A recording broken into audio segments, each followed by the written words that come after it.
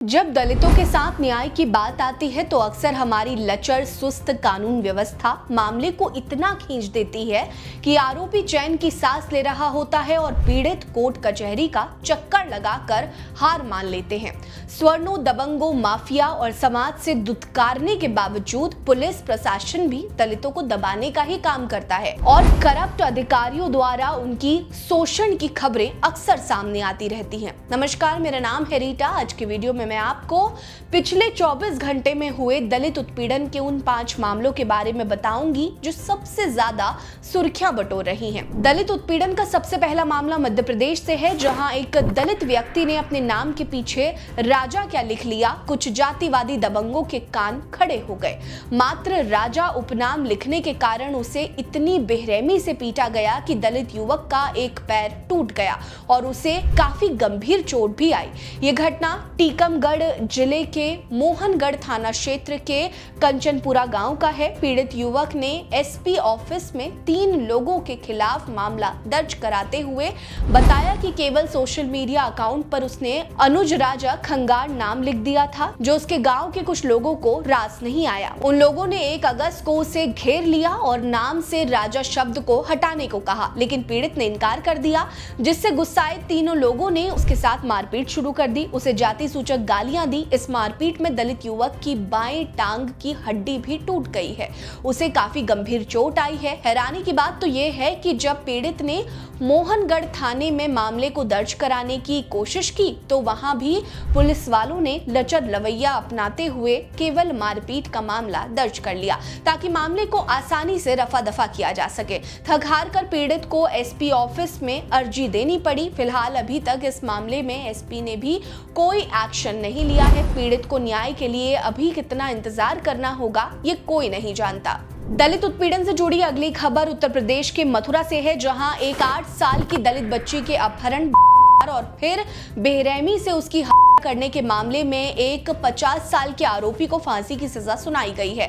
मथुरा की विशेष SC/ST अदालत ने इसे rarest of the rare case for its brutality की श्रेणी में डाला है। ये घटना 26 नवंबर 2020 की है। 8 साल की मासूम दलित बच्ची एक महिला के साथ लकड़ियां लेने जंगल की तरफ गई थी, लेकिन इसी बीच बच्ची का अपहरण हो गया। बच्ची के पिता ने बेटी की गुमशुदगी की रिपोर्ट लिखवाई। पुलिस ने बच्ची की खोजबीन शुरू की तो बच्ची वृंदावन के एक जंगली इलाके में मृत अवस्था में मिली। बच्चे के पोस्टमार्टम रिपोर्ट में पीड़िता के गुप्तांगों पर गंभीर चोट के निशान थे। इसी के साथ मलाशय और गर्दन पर चोट के साथ साथ कंधे और शरीर के कई हिस्से में काटने और गंभीर चोट के भी निशान पाए गए। दरिंदे ने बच्ची के साथ बर्बरता करने के बाद उसी के कपड़ों से उसका गला घोंटकर करने की कोशिश की, लेकिन बच्ची बेहोश हो गई, जिसे मरा हुआ समझकर आरोपी ने जंगल में ही रात भर छोड़ दिया था। लेकिन रिपोर्ट्स के मुताबिक शरीर से बहुत ज्यादा खून बह जाने के कारण उसकी मौत हुई थी।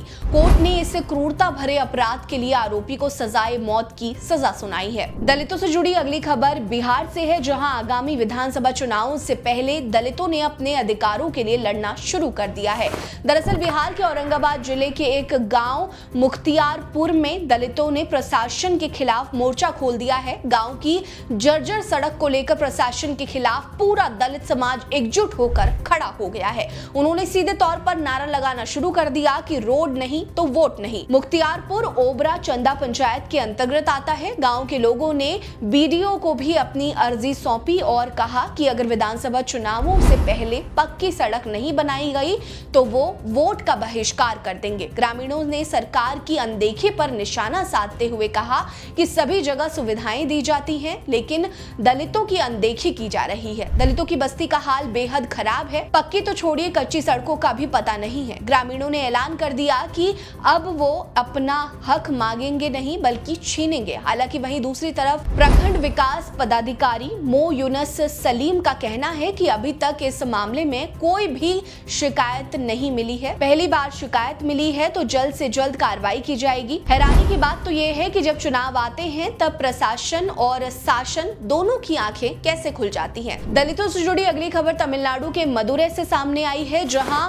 पुरानी दुश्मनी के कारण 9 लोगों ने एक 19 साल के दलित युवक की पीट कर कर दी। ये घटना मदुरै के वलियनकुलम का है। मदुरै ग्रामीण जिला पुलिस के मुताबिक पेरुगुंडी के वलियनकुलम में एक सामुदायिक हॉल के पास 19 साल के दलित युवक अलगर उर्फ अजय की कथित तौर पर 9 लोगों ने किसी पुरानी रंजिश के कारण उसे बुरी तरह से पीटा, जिसे अस्पताल ले जाते वक्त उसकी रास्ते में ही मौत हो गई। अलगर एक ड्रम सेट का काम करने वाले शख्स के लिए काम करता है। घटना वाले दिन वो वलियनकुलम में एक सामुदायिक हॉल के पास किसी काम से खड़ा था। तभी 9 लोग अलग अलग बाइक पर सवार होकर आए। उन्होंने अलगर को जाति सूचक गालियां दी और धमकी भी दी थी, लेकिन जब अलगर ने विरोध किया तो गुस्साए बाइक सवारों ने अलगर को लात घूंसों से पीटा और भाग खड़े हुए, लेकिन बुरी तरह से घायल अलगर की अस्पताल ले जाते वक्त मौत हो गई। पेरुगुडी पुलिस ने चश्मदीद की गवाही ली है और 9 आरोपियों के खिलाफ मारपीट